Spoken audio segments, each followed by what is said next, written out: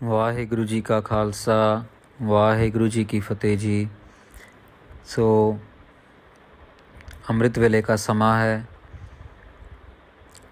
श्री अमृतसर साहिब दरबार साहिब से जो हुक्मनामा रोज़ सुबह अमृत वेले आ रहा है, उसकी संक्षेप रूप में आप सबके साथ विचार साझी करनी है।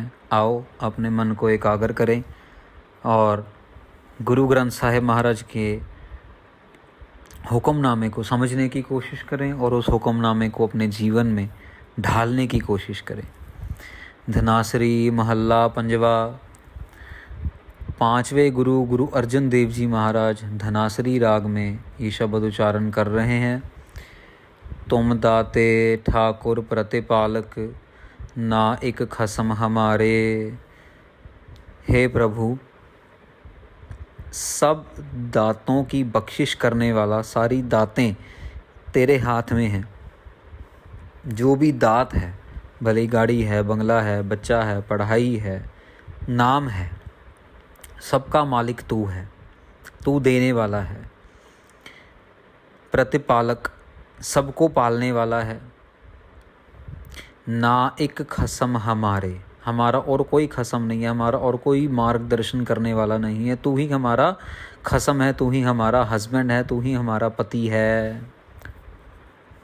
निमख निमख तुम ही प्रतिपाल हो, हम बारिक तुमरे तारे।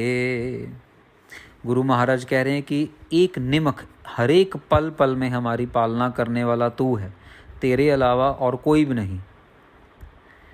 हम बारिक तुमरे तारे, हम तेरे बच्चे हैं और तू हमारा बाप है।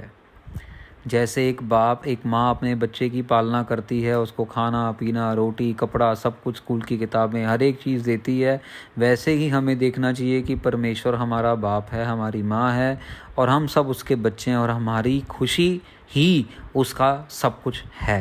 ये हमें समझना पड़ेगा।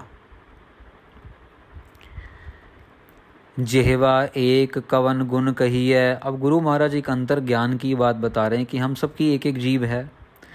वही कह रहे हैं जेहवा एक कवन गुण कही है, मेरे पास तो एक ही जीव है, पर तेरे अनगिनत गुणों का वर्णन मैं अपनी एक जीव से कैसे करूं। हे मालिक, तू तो अनगिनत गुणों से भरपूर है। परमेश्वर अकाल पुरख वाहिगुरु, तो तेरा मैं बयान, तेरे गुणों का बयान मैं कैसे करूं। बेसुमार बेअंत स्वामी, तेरो अंत न किन्ही लहिया रहाओ। तेरा अंत पाया ही नहीं जा सकता। बेसुमार, तेरा कोई अंत नहीं पाया जा सकता। तेरे गुणों का जो खजाना है वो बेअंत है, वो बेअंत है। अब वो बेअंत है और हमारे पास एक जीव है, तो हम कैसे अंत पाएं। वो खोजा नहीं जा सकता, वो बेअंत है, बेअंत है, बेअंत है। मैं एक जीव से कैसे तेरे गुणों को बयान करूं, तेरे गुणों को। रहाओ कोट पराध हमारे खंड हो, अनेक विधि समझाव हो। हे प्रभु, सिर्फ तेरे में ही ये क्षमता है जो हमारे करोड़ों अपराधों का नाश कर सकता है। तू हमें माफ़ कर सकता है। नहीं तो आजकल तो बाप भी बच्चों को माफ़ नहीं करते, मार मार के घर से बाहर निकाल देते हैं। लेकिन तू ही एक ऐसा है जो हमारी अनेक नासमझियों को, गलतियों को माफ़ करके और हमें आगे बढ़ा देता है।